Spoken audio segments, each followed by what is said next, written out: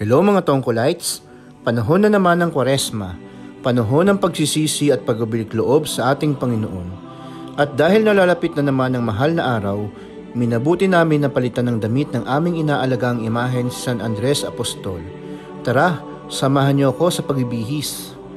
Ang imaheng ito ay ipinaukit kay Tatay Doming Perlas, mahusay na iskultor ng bayan ng Apalit, Pampanga.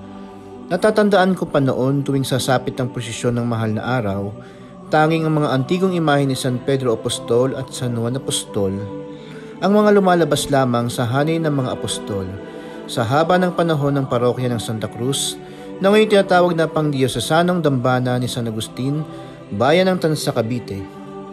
Kaya nang ipinagawa ang imahe ni San Andres Apostol noong taong 2009, siya ay ikatlong imahe ng apostol sa bayang ito. Hanggang kalaunan ito'y makumpleto na. Sino ba si San Andres Apostol?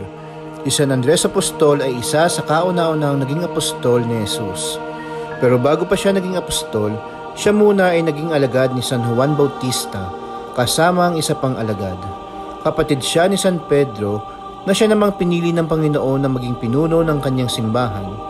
Dahil sa pananampalataya ni San Andres kay Jesus, nagindaan siya upang makilala ni Pedro ang Mesiyas. Sa kasaysayan ni San Andres Apostol, tinupad niya ang habilin ng Panginoon na ipakilala siya sa buong mundo. Siya ay naglakbay at nagmisyon sa bayang Gresya, Russia at Escocia.